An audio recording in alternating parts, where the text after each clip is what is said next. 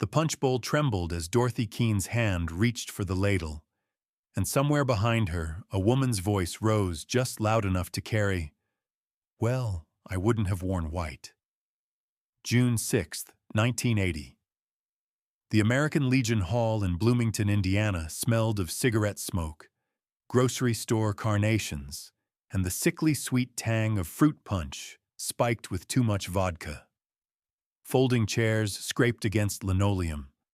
A disco ball, left over from last month's fundraiser, cast fractured light across borrowed tables draped in ivory polyester. Dorothy stood at the refreshment table in her tea-length gown, second-hand lace over satin, her dark hair pinned with dime store pearls. She was 26 years old, a registered nurse, a widow, and a mother to a 4-year-old boy who sat near the cake table, swinging his legs and clutching a plastic dinosaur. This was supposed to be the happiest day of her life. "Damaged goods," someone murmured near the coat rack. Dorothy's new husband, Michael, a kind, quiet machinist who'd courted her with patient tenderness, was across the room shaking hands with his uncle. He hadn't heard, but she had. And so had the dozen guests clustered near the punch bowl, their eyes skating away when Dorothy turned. The room hummed with judgment dressed up as concern. She should have waited longer. She should have been more careful. What kind of mother brings a child to a wedding reception? The subtext was clear.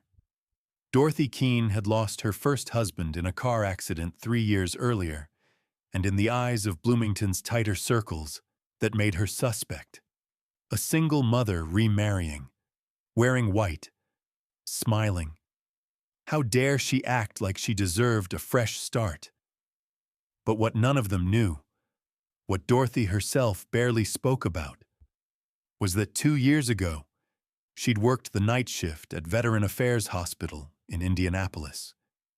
She'd held the hands of dying men.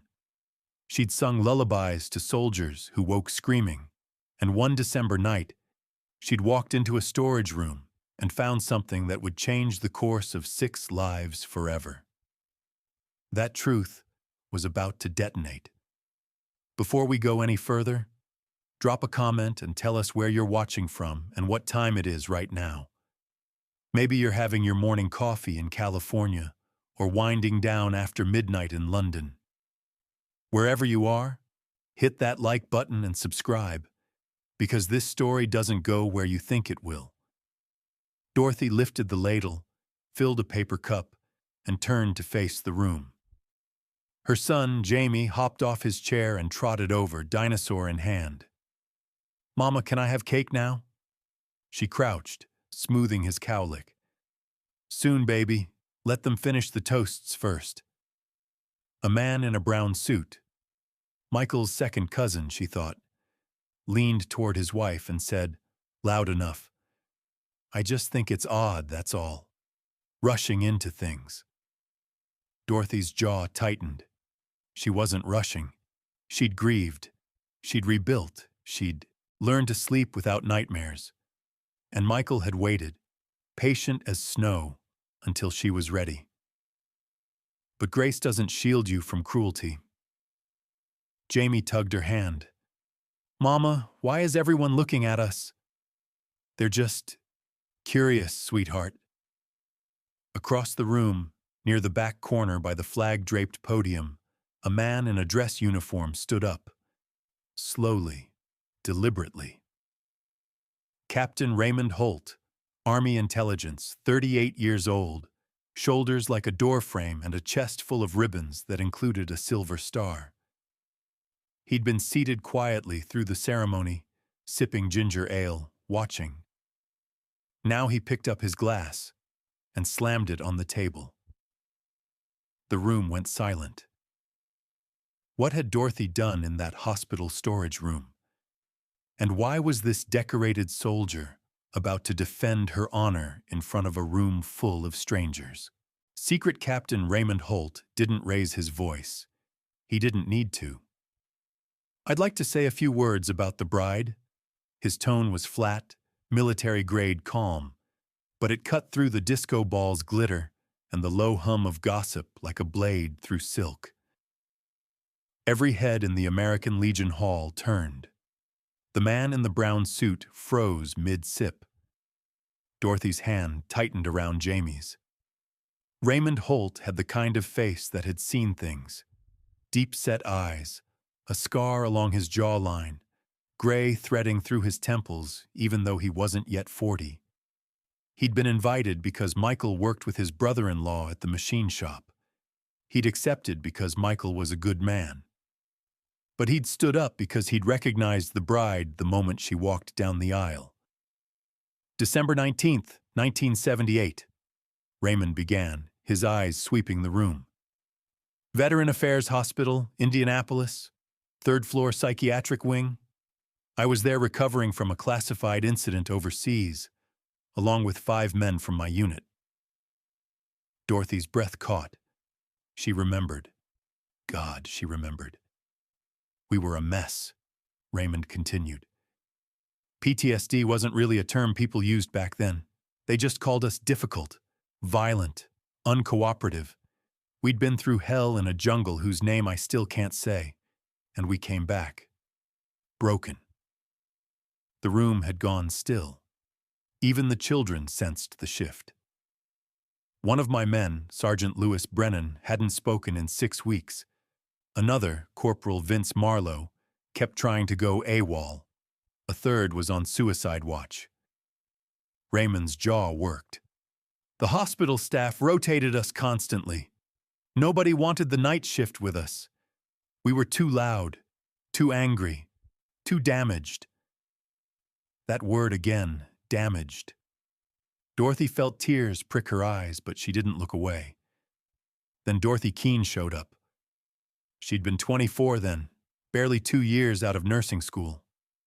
Her husband, Tommy, had died 6 months earlier, T-boned by a drunk driver on State Road 37. She'd been pregnant with Jamie, working double shifts to keep the lights on, moving through her life like a ghost in Scrubs. The VA had been desperate for night nurses. She'd taken the job because it paid 17 cents more an hour than the county hospital. Her supervisor had warned her, "The third floor is challenging. Don't take anything personally, and don't go into the storage room after midnight." Dorothy had nodded. She'd heard the stories. Soldiers who threw trays, soldiers who sobbed, soldiers who stared at walls and didn't blink for hours. But what she found was something else entirely. She found men who'd been abandoned by a system that didn't know how to fix what war had broken. Raymond's voice softened just slightly. The first night she worked our floor, Lewitsa, the one who wouldn't talk, he knocked over a water pitcher, shattered glass everywhere. 3 orderlies tried to restrain him, and he fought like his life depended on it. Dorothy closed. Her eyes. She could still see it. Lewis Brennan, wild-eyed and shaking, his wrists bloody from the restraints, his mouth open in a soundless scream. Dorothy walked right up to him, Raymond said. No fear, no judgment. She knelt in the broken glass, knelt, and she started singing. A murmur rippled through the reception hall. Some old lullaby. Hush, little baby, I think. And Lewis, he stopped fighting. He just stopped. Because sometimes the only thing that can reach a broken man is someone who's been broken too. Raymond's gaze found Dorothy across the room. She stayed with him for 2 hours, sang until he fell asleep. Then she cleaned up the glass, filed a report recommending the restraints be removed, and showed up the next night like it was nothing. The man in the brown suit had gone pale. Over the next 3 months, Raymond continued, Dorothy Keene did something no doctor, no therapist, no chaplain had managed to do. She listened. She didn't try to fix us. She didn't pity us. She just showed up. But there was more. December 23rd, 1978. 4 days before Christmas. Dorothy had been restocking supplies in the third-floor storage room, the one her supervisor had warned her about, when she heard it. A voice, muffled, coming from behind the locked janitor's closet. She'd knocked. "Hello? Is someone in there?" Silence. Then, "Go away." Dorothy had found the maintenance key, her hands shaking, and opened the door. Inside, huddled on the floor among mops and industrial cleaner, was Corporal Vince Marlowe.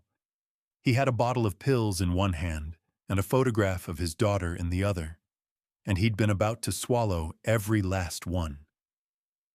Raymond's voice cracked, just barely. "Vince is my brother-in-law.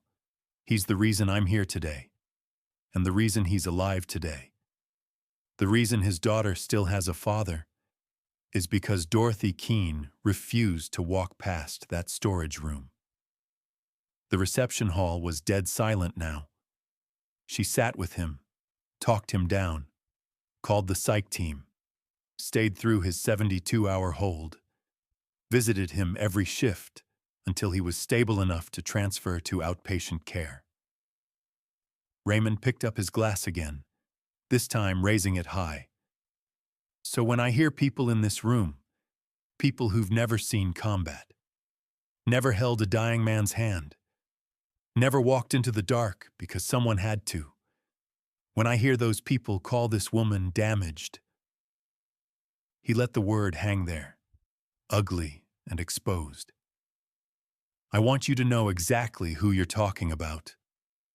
What Raymond didn't say, what even Dorothy didn't know, was that one of the men she'd saved that winter had a brother in this very room.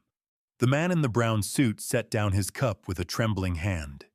His name was Gerald Pritchard, 41 years old, assistant manager at First National Bank, deacon at Crossroads Baptist, and, until approximately 90 seconds ago, the loudest voice in the Whisper campaign against Dorothy Keene.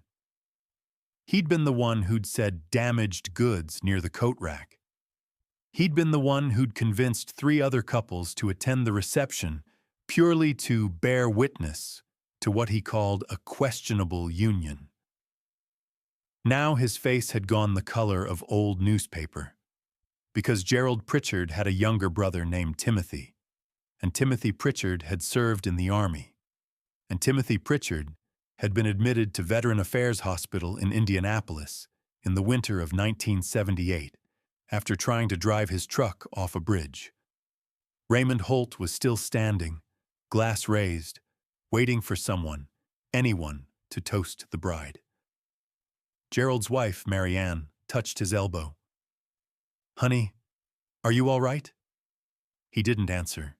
He was staring at Dorothy, his mouth opening and closing like a man trying to breathe underwater.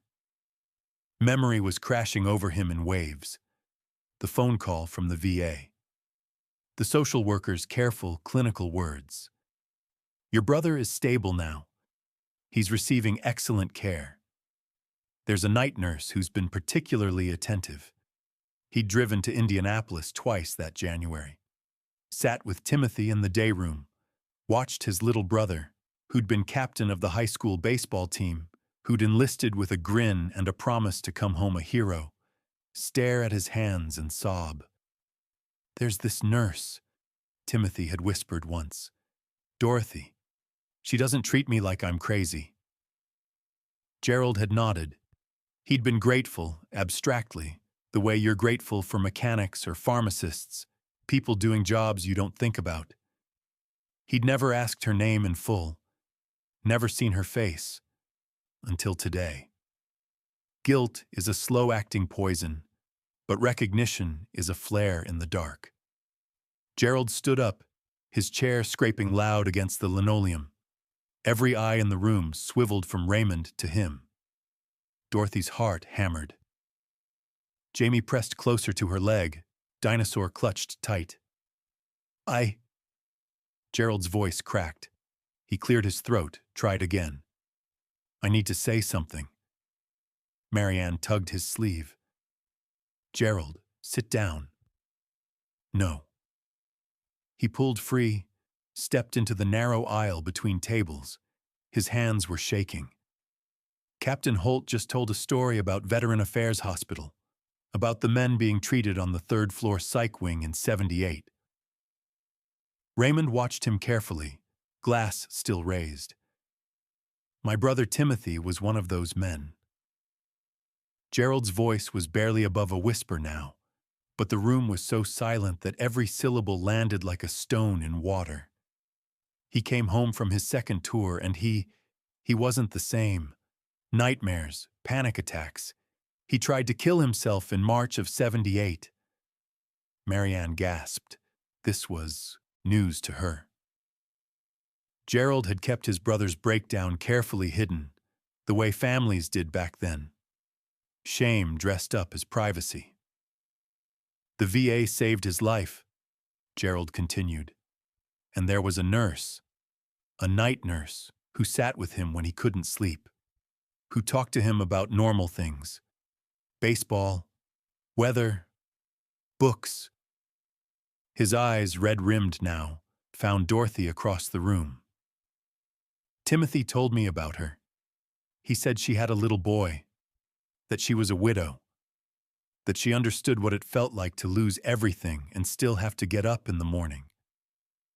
Dorothy's breath hitched.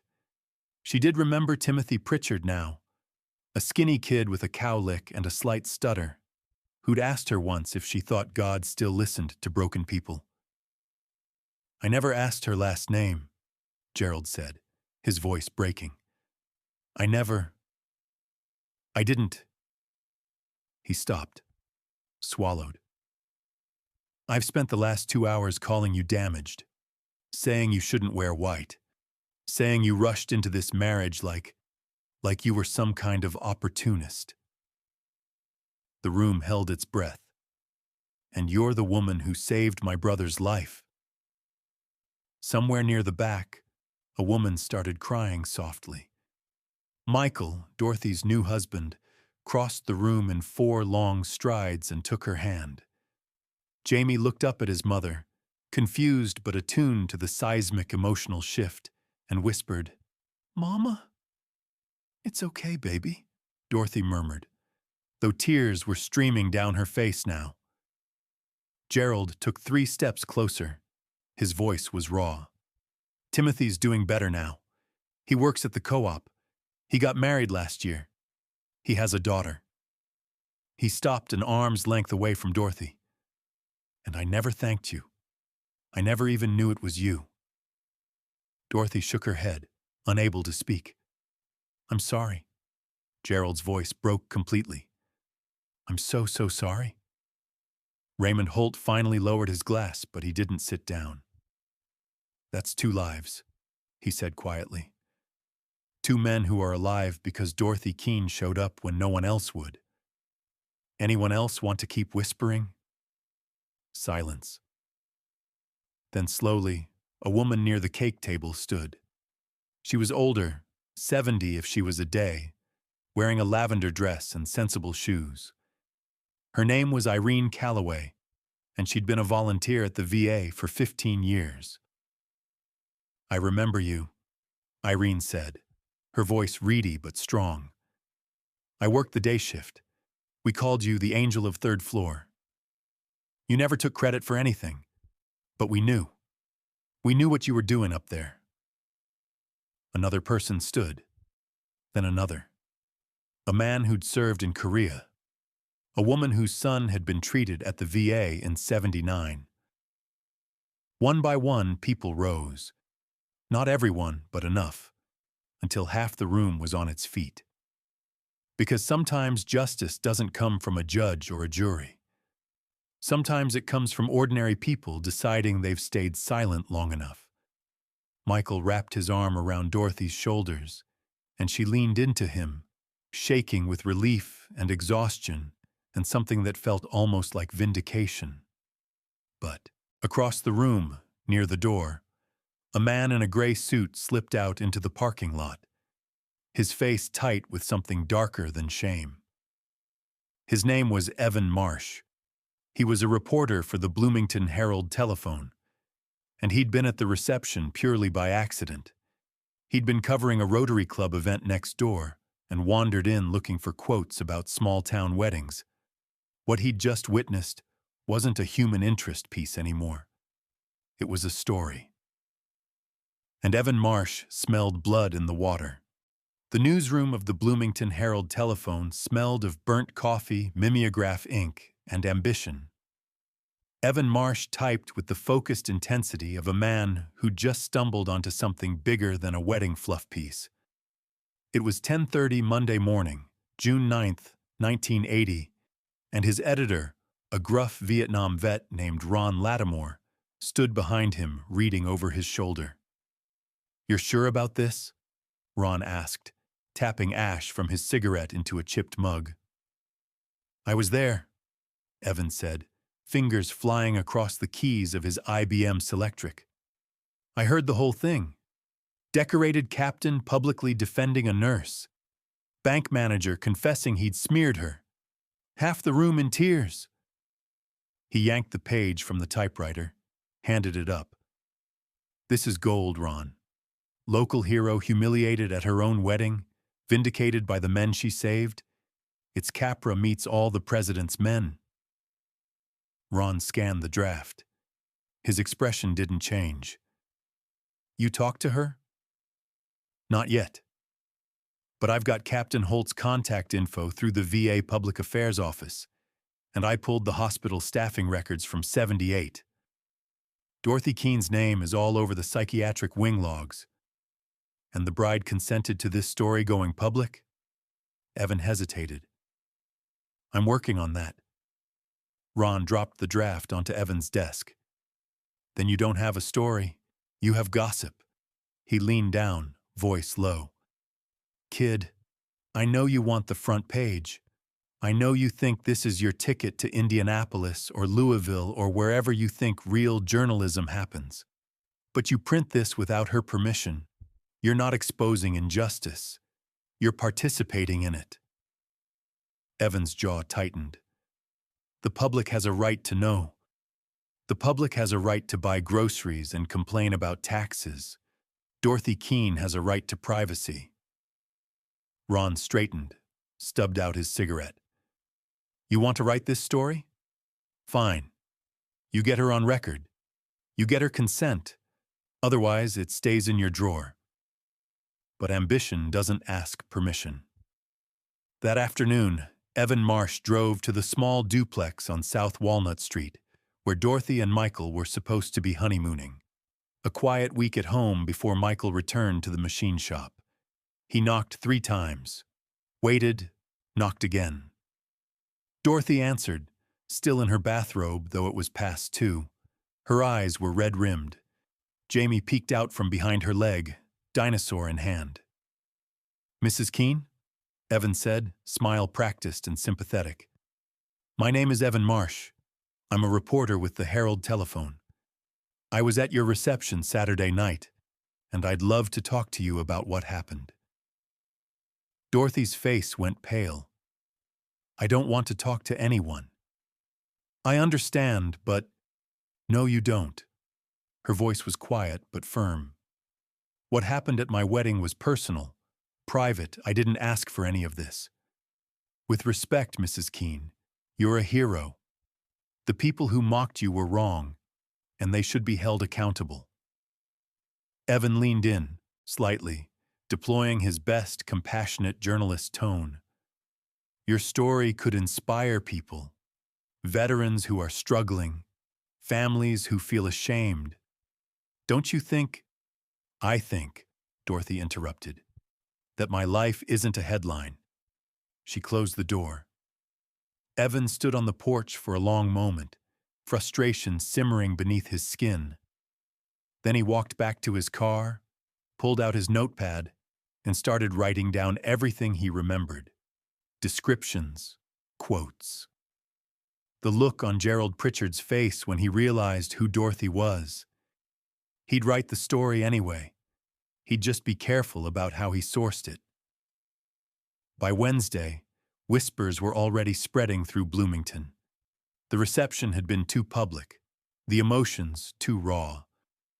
People talked. Deacon Pritchard's public apology became coffee shop folklore. Captain Holt's defense became barroom legend. And Dorothy Keene, quiet, private Dorothy, became the subject of speculation she'd never asked for. At the Kroger on East 3rd Street, a checkout clerk whispered to a customer, "I heard she saved like 20 soldiers." At Crossroads Baptist, Marianne Pritchard fielded questions from the Women's Auxiliary about whether Gerald's breakdown at the reception meant he needed counseling. And at First National Bank, Gerald himself sat in his office with the door closed, staring at a letter of resignation he'd written and rewritten 4 times. Because shame, once exposed, doesn't evaporate. It metastasizes. Dorothy tried to ignore it. She went to the grocery store with her head down. She took Jamie to the park at dawn when no one else was there. She held Michael's hand at night and whispered, "I just want this to be over." But on Thursday morning, June 12th, the phone rang.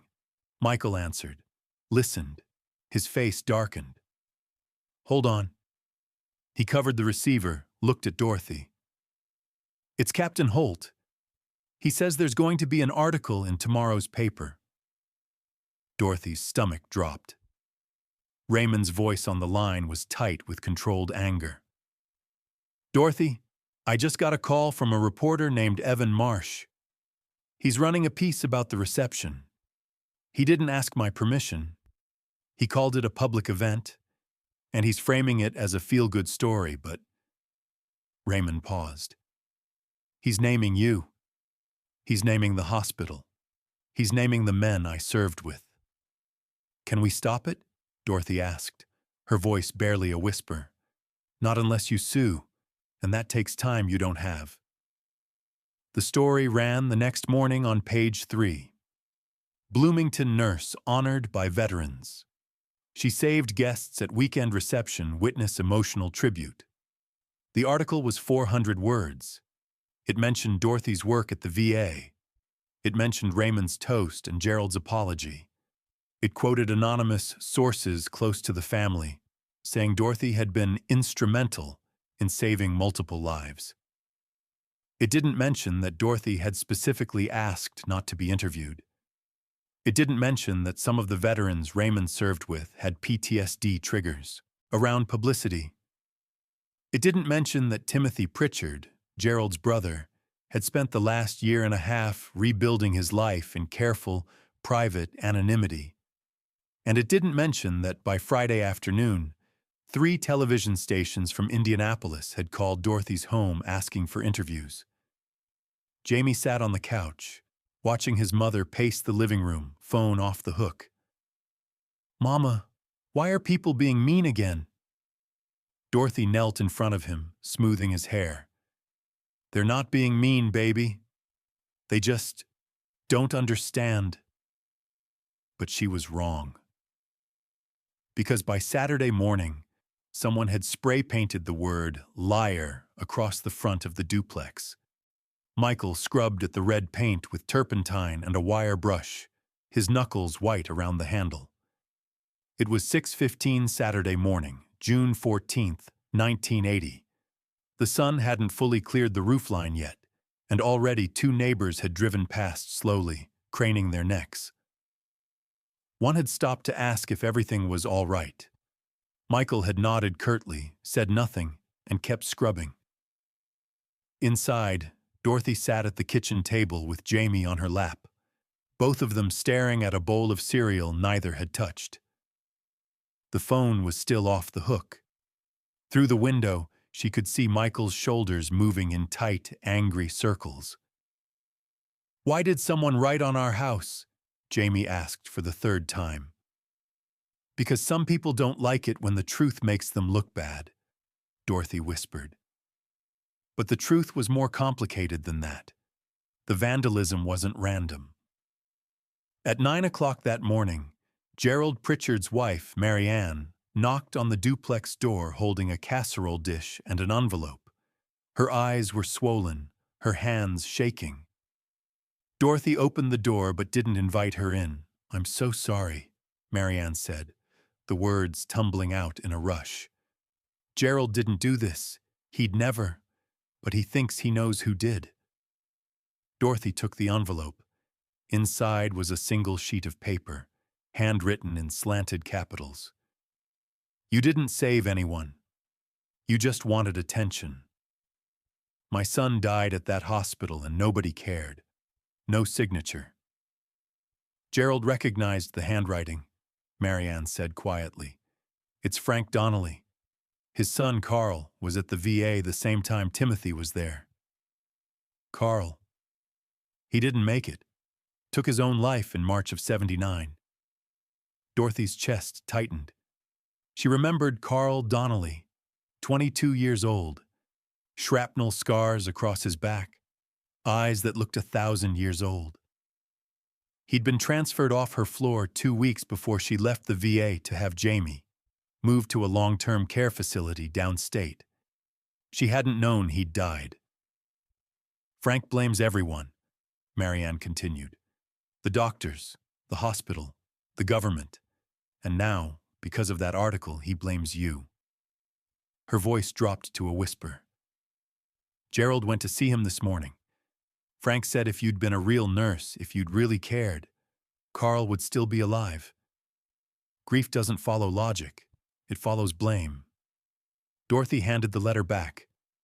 "Tell Gerald I'm sorry about Carl, but I can't carry Frank Donnelly's pain for him."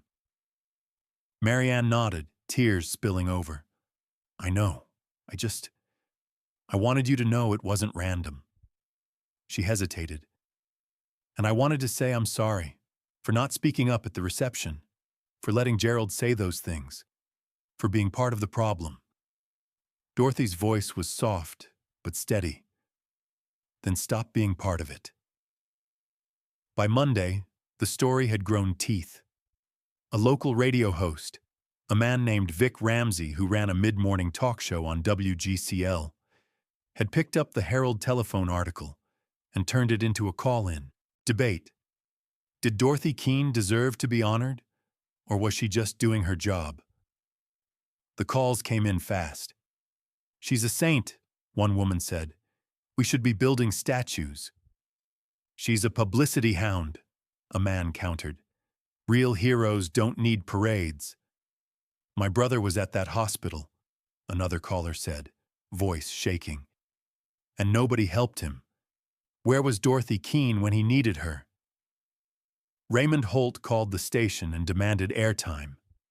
Vic Ramsey, sensing ratings gold, put him on live. "You want to debate whether Dorothy Keene is a hero?"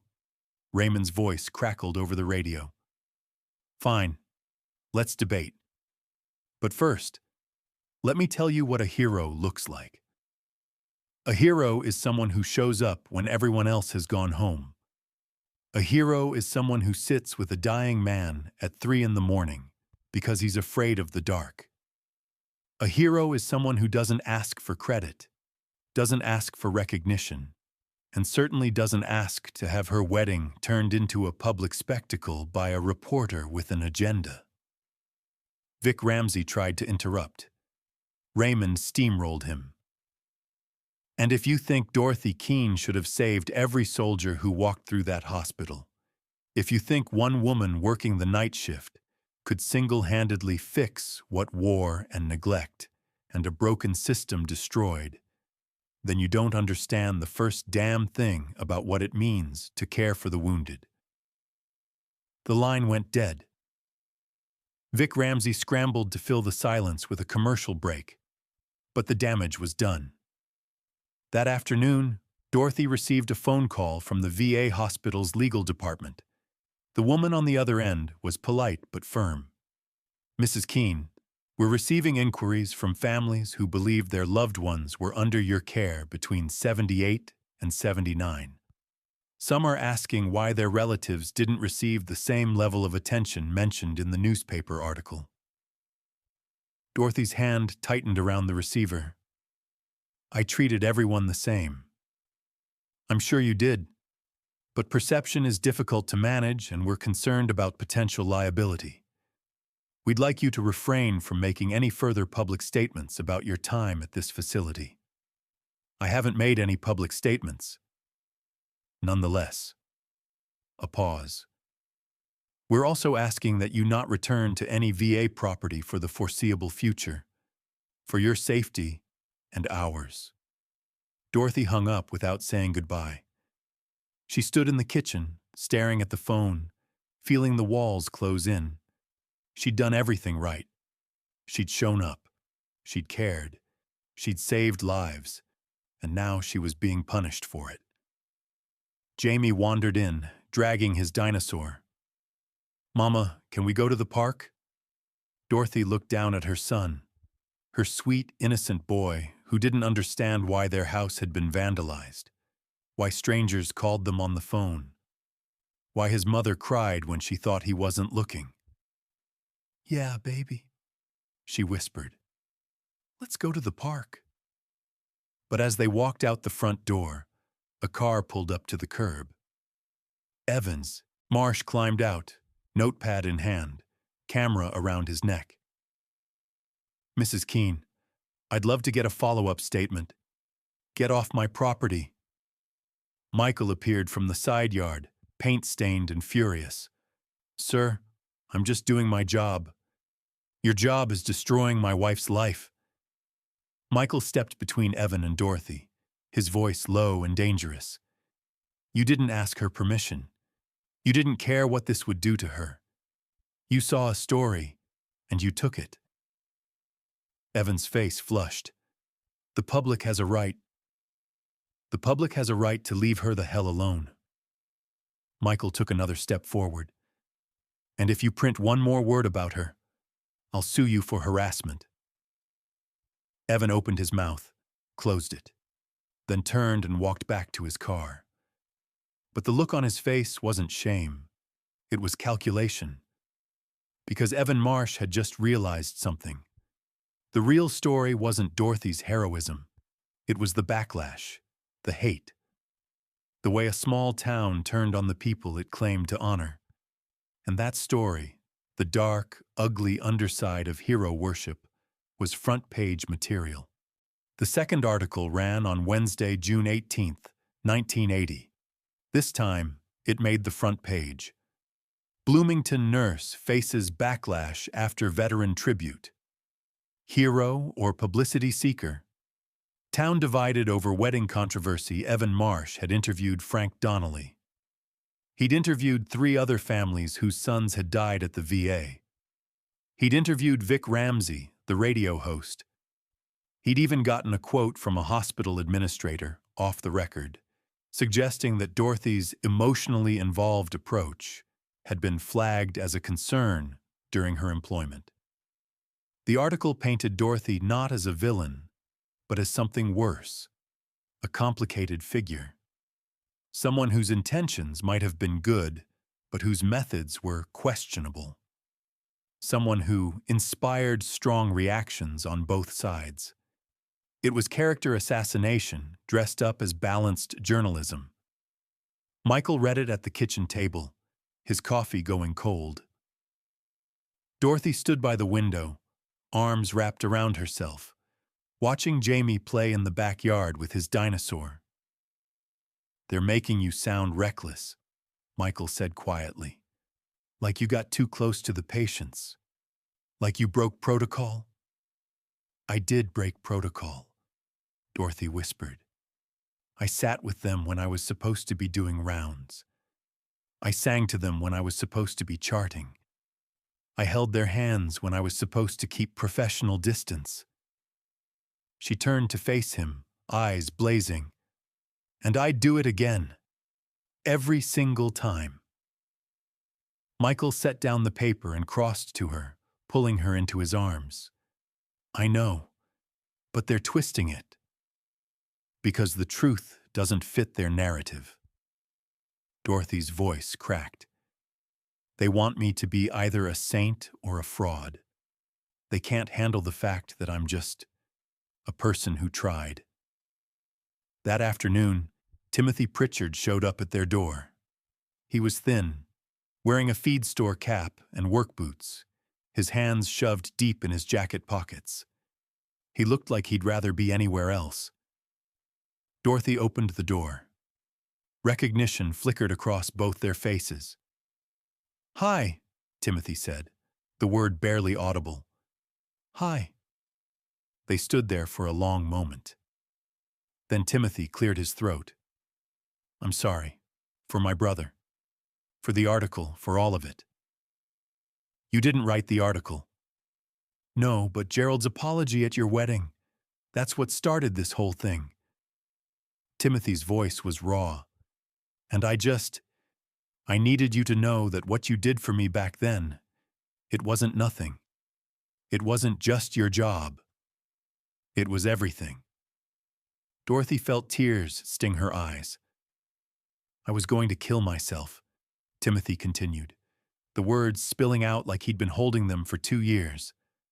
"I had it planned. I had the pills. And you just sat with me. You didn't try to fix me. You didn't tell me it would be okay. You just stayed." "I remember," Dorothy whispered. "I got married last year. My wife, Hannah, she's pregnant. We're having a boy." Timothy's voice broke. "And he's going to have a father, because of you." Behind Dorothy, Jamie appeared, peering around her leg. "Are you a soldier?" he asked Timothy. Timothy crouched down, meeting the boy at eye level. "I used to be." "Did you fight bad guys?" "Something like that." Jamie considered this. Then he held out his dinosaur. "This is Rex. He's brave."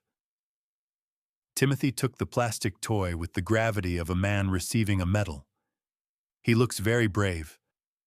And in that moment, a veteran and a 4-year-old boy sharing a dinosaur in a doorway, something shifted. Because heroism isn't a monument or a headline. It's small, quiet moments where people choose to show up for each other. Timothy wasn't the only one. Over the next 3 days, others came. A woman whose husband had been on Dorothy's floor in '79. A man who'd been a VA orderly and remembered her kindness. A local minister who'd volunteered at the hospital and wanted to set the record straight. They didn't call the newspaper. They didn't seek publicity. They simply showed up one by one to say, "We remember. We know the truth." On Friday afternoon, Raymond Holt arrived with 5 other veterans, men from his unit, men Dorothy had cared for during those long winter nights in '78. They stood in her small living room, these scarred and steady men, and Louis Brennan, the one who hadn't spoken, the one Dorothy had sung to, cleared his throat. "We want to do something," Louis said. His voice was quiet but firm. "We can't undo the article. We can't stop people from talking. But we can tell the truth." "How?" Dorothy asked. "A letter, signed by every veteran who was on that floor. Every family member who knows what you did. We'll send it to the paper, the radio station, the hospital board, everyone." Louis met her eyes. "You stood up for us when no one else would. Now we stand up for you." Dorothy looked around the room, at these men who'd been broken and were still rebuilding, at Michael's steady presence beside her, at Jamie playing on the floor with Raymond's dog tags. "Okay," she whispered. "Okay." But not everyone was ready for reconciliation. Frank Donnelly sat in his darkened living room, a bottle of whiskey on the table, his son's Purple Heart in his trembling hands. He'd read the articles. He'd heard the radio debates. He'd watched his neighbors slowly shift from outrage to sympathy. And it made him sick. Because his son was dead. Carl was dead, and no amount of letters or testimonials or feel-good stories would bring him back. Frank picked up the phone, dialed a number he'd gotten from a friend of a friend, a man who worked night security at the Herald telephone and had access to reporter files. "I need an address," Frank said when the man answered. Dorothy Keene's home address. Not the one in the phone book. Her parents' place where she grew up. A pause. Why? Because someone needs to understand what it feels like to lose everything. The line went dead. Frank Donnelly stood, pulled on his coat, and walked out into the June twilight. In his pocket was a book of matches and a rage that had been burning for 15 months, and he knew exactly where Dorothy Keene's parents lived. Dorothy's parents lived on a farm 6 miles west of Bloomington, down a gravel road lined with black walnut trees and rusted barbed wire. Her father, William, was 63, a retired electrician with bad knees and a worse temper. Her mother, Constance, was 60, soft-spoken, and still baked pies for the church bake sale every Sunday. They'd raised Dorothy in the white farmhouse with green shutters, the one with the tire swing out front, and the barn cat named Patches who'd lived to be 19. Dorothy hadn't told them about the vandalism, hadn't told them about the articles or the phone calls or the way strangers now stared at her in the grocery store. She'd kept it quiet because her parents were old-fashioned, proud people who believed that if you kept your head down and did the right thing, the world would leave you alone. They didn't understand that sometimes the world punishes you for doing the right thing.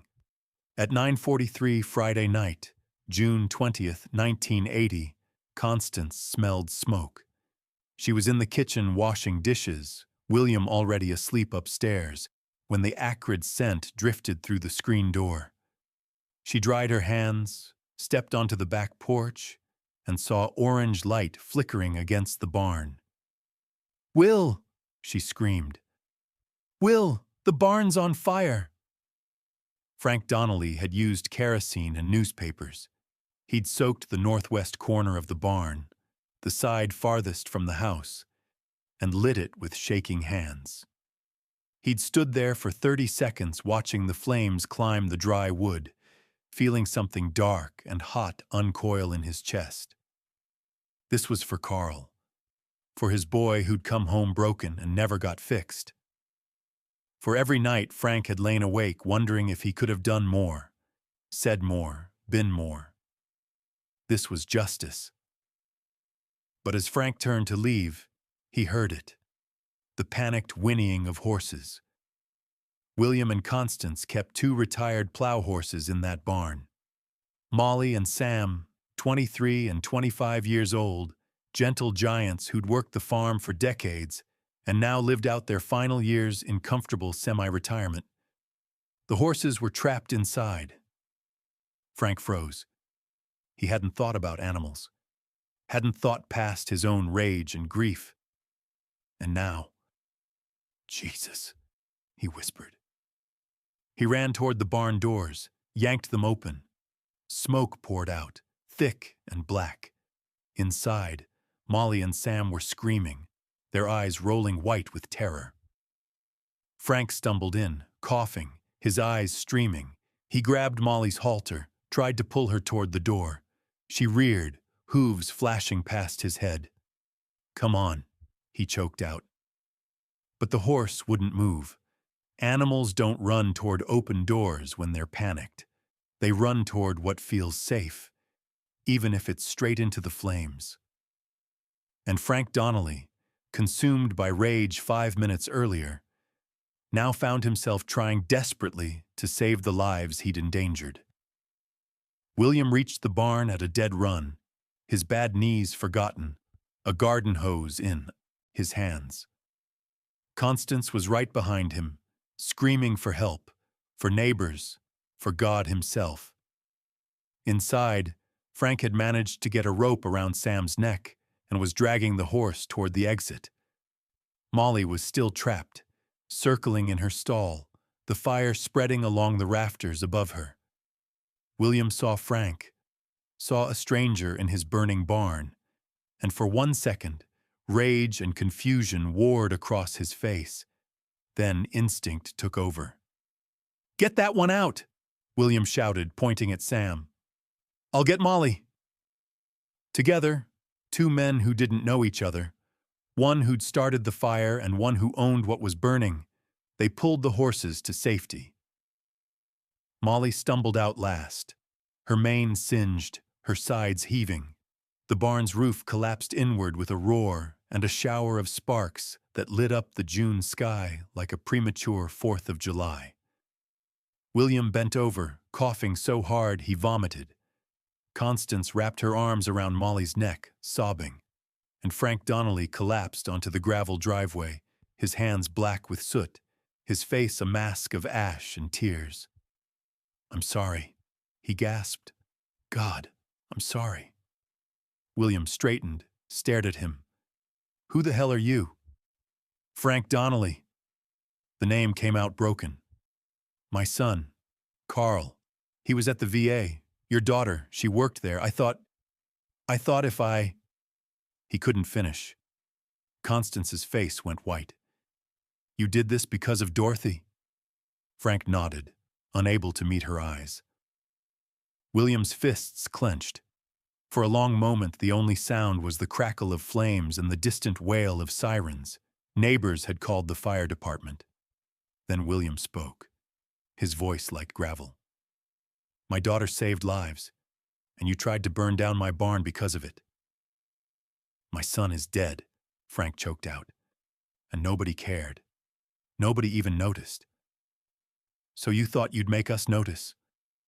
William's voice rose. "You thought you'd terrorize an old woman and kill two innocent animals because your grief is bigger than everyone else's?"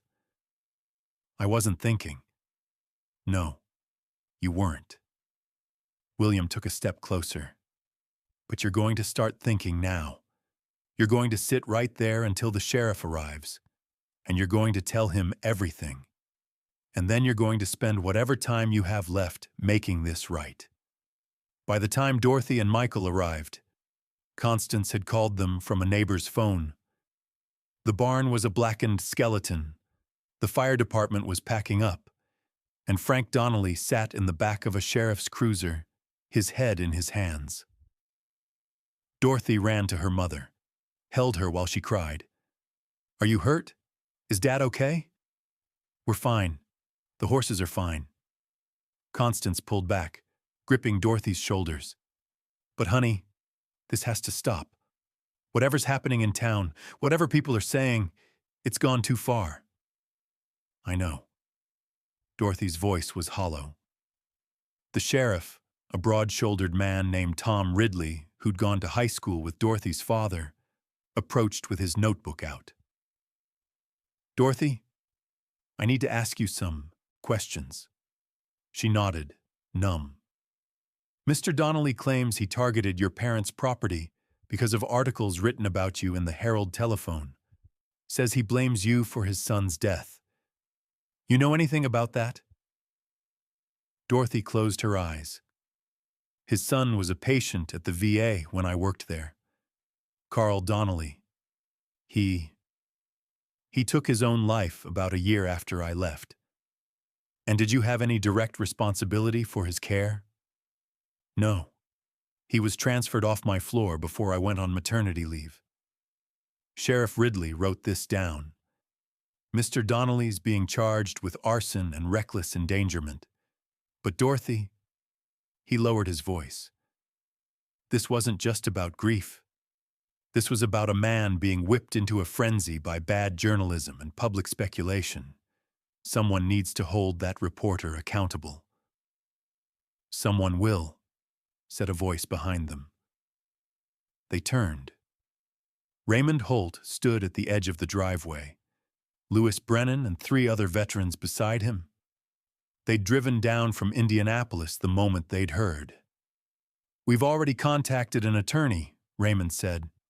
"We're filing a civil suit against Evan Marsh and the Herald Telephone for reckless endangerment, invasion of privacy, and intentional infliction of emotional distress." "Can you do that?" Michael asked. "We can try." Raymond's expression was grim. "And win or lose, we're going to make sure everyone knows what happens when you turn someone's private pain into public entertainment." Dorothy looked at these men, these broken, rebuilding men who'd decided her fight was their fight, and felt something crack open in her chest. Not grief this time. Gratitude. "Thank you," she whispered. Lewis stepped forward. "You sang to me when I couldn't speak. This is the least we can do." 3 weeks later, the lawsuit was filed. The Herald telephone settled out of court. Privately, quietly, with a gag order that prevented anyone from discussing the terms. But Evan Marsh was reassigned to the obituary desk, and the paper issued a front-page apology to Dorothy Keene for overstepping ethical boundaries. Frank Donnelly pleaded guilty to arson. The judge, who'd served in Korea, gave him 5 years probation, 1,500 hours of community service, and ordered him to pay restitution for the barn. He also ordered Frank to attend grief counseling and anger management. And in a small, unexpected grace, Dorothy visited Frank in jail before his sentencing. She didn't forgive him. She didn't absolve him.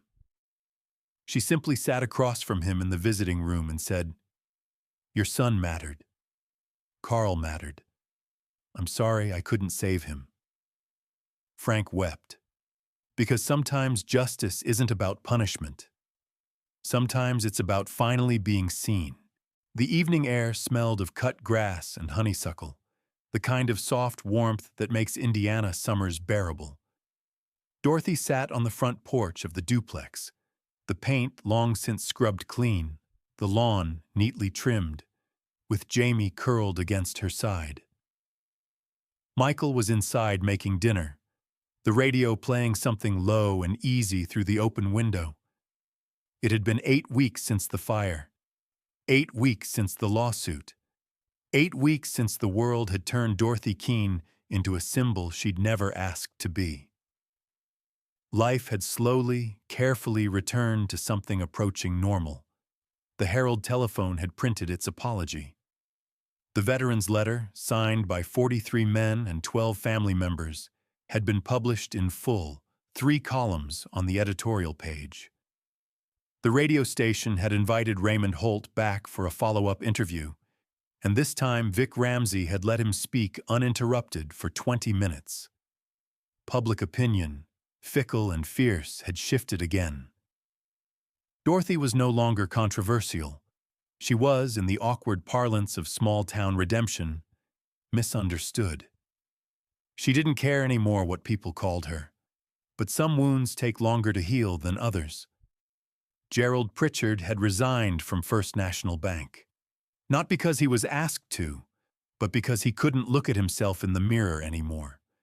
He'd taken a job at the county courthouse, filing records, making half what he used to earn.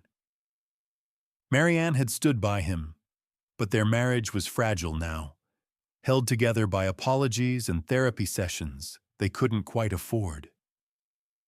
Timothy Pritchard's wife had given birth to a healthy baby boy in late July. They'd named him Carl, after Frank Donnelly's son, a gesture of remembrance that had left Frank sobbing in his probation officer's waiting room when he heard. Frank himself had started volunteering at the VA hospital, mopping floors and emptying trash on the psychiatric wing. It was part of his community service, but it had become something more. Penance, maybe, or a way to be close to the ghost of his son.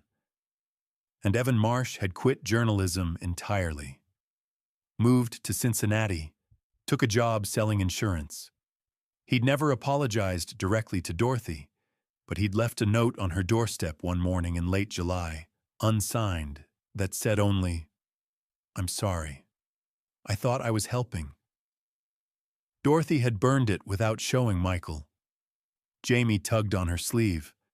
"Mama, will you sing the song?" "Which song, baby?" "The one you sang to the soldiers." Dorothy's throat tightened. She'd told Jamie some of what had happened, age-appropriate versions, sanitized and soft. But he'd picked up more than she realized. Children always do. "Hush, little baby, don't say a word," she sang quietly, her voice carrying into the honeysuckle-scented dusk. Mama's gonna buy you a mockingbird." Michael appeared in the doorway, dish towel over his shoulder, listening. He'd been her anchor through all of it, steady, uncomplaining, furious when he needed to be, and gentle when she broke. She loved him for 1,000 reasons, but mostly for this. He'd never once asked her to be smaller, quieter, less. "And if that mockingbird don't sing," Dorothy continued, her voice soft and sure, "Mama's gonna buy you a diamond ring." Across the street, a neighbor, Mrs. Callahan, 72, widowed, suspicious of everyone, stood on her own porch, watering petunias. She paused, listening. Then, slowly, she raised one hand in a small wave. Dorothy waved back. Because forgiveness doesn't always come with fanfare. Sometimes it arrives in a lifted hand and a woman watering flowers at dusk. On August 15th, Dorothy received a letter. It was postmarked from Washington, D.C., typed on official stationery with a Veterans Affairs seal at the top. She opened it carefully, Jamie watching with wide eyes. "Dear Mrs. Keene, it has come to our attention that during your tenure as a registered nurse at the Indianapolis VA Medical Center, 1978 to 1979, you provided exceptional care to veterans under difficult circumstances. While we cannot comment on ongoing legal matters, we want to formally acknowledge your service. Enclosed, please find a commendation from the Secretary of Veterans Affairs, recognizing your dedication to those who served our nation. This commendation will be placed in your personnel file and made part of the public record. Additionally, we would like to invite you to participate in a task force examining mental health care protocols for veterans experiencing PTSD. Your insights would be invaluable. Thank you for your service to those who served." Dorothy read it twice, then a third time. "What is it?" Michael asked, reading over her shoulder. "They want me to help fix the system." Her voice was barely a whisper. "They're actually listening." Michael pulled her close, kissed the top of her head. "Of course they are. You made them." But the real closure came 2 weeks later. Louis Brennan showed up at the duplex on a Saturday afternoon with a package wrapped in brown paper. He handed it to Dorothy without ceremony. "From all of us," he said simply. Inside was a framed photograph. Raymond Holt, Louis Brennan, Vince Marlowe, and 9 other veterans standing in front of the Indianapolis VA Medical Center. Beneath it, a brass plaque read, "In gratitude to Dorothy Keene, RN, who taught us that healing begins with being seen." August 1980. Dorothy traced the letters with her finger, tears streaming silently down her face. "We're not saints," Louis said quietly. "We're not healed. Some of us never will be. But we're here, and that's because of you." Jamie appeared at Dorothy's elbow, staring up at the photograph. "Are those the soldiers you saved, Mama?" "I didn't save them, baby," Dorothy whispered. "We saved each other." 5 years later, in 1985, the Indianapolis VA would name a new mental health wing in Dorothy Keene's honor. She wouldn't attend the dedication ceremony. By then, she and Michael had moved to a small town in southern Indiana, started a family counseling practice, and built a life defined by quiet service rather than public recognition. But Raymond Holt would be there, and Louis Brennan, and Timothy Pritchard, holding his 5-year-old son's hand, and even Frank Donnelly, sober and gray-haired, standing at the back of the room with his head bowed. And when the plaque was unveiled, the Dorothy Keene Center for Veteran Mental Health, not a single person would whisper that she didn't deserve it. But that's a story for another time. Tonight, on this warm August evening in 1980, Dorothy Keene sat on her front porch with her husband and her son, watching fireflies blink in the gathering dark. The world had tried to break her. It had called her damaged, questioned her motives, turned her kindness into controversy. and she had survived. Not because she was perfect, not because she'd saved everyone, but because she'd shown up, because she'd sung lullabies in the dark, because she'd refused to let cruelty have the final word. Jamie yawned, his head heavy on her shoulder. "Mama, tell me again about the soldier who couldn't talk." "Louis," Dorothy said softly. "His name was Louis. And you sang to him?" "I did." "And then he got better?" Dorothy smiled, kissed the top of his head. "He got braver, baby. There's a difference. Because healing isn't the same as fixing. And sometimes the most heroic thing you can do is simply refuse to give up on broken people, including yourself. They say that on quiet nights in Bloomington, if you walk past the old American Legion Hall, you can still hear the echo of a glass slamming on a table and a captain's voice defending a woman nobody believed in. They say Gerald Pritchard never missed a single one of his brother's family dinners after that summer, and that he spent the rest of his life quietly making amends. They say Frank Donnelly worked at the VA until the day he died, and that on his deathbed, he asked that donations be made to veteran mental health services in Carl's name. And they say that somewhere in southern Indiana, there's a counseling office where a woman with kind eyes and silver in her hair still hums lullabies while she works. Whether any of it's true, well, that depends on whether you believe that one person showing up in the dark can change the world. Drop a comment below and tell us, have you ever stood up for someone when no one else would? Your story matters. And if this one moved you, share it with someone who needs to hear it today. Thanks for watching.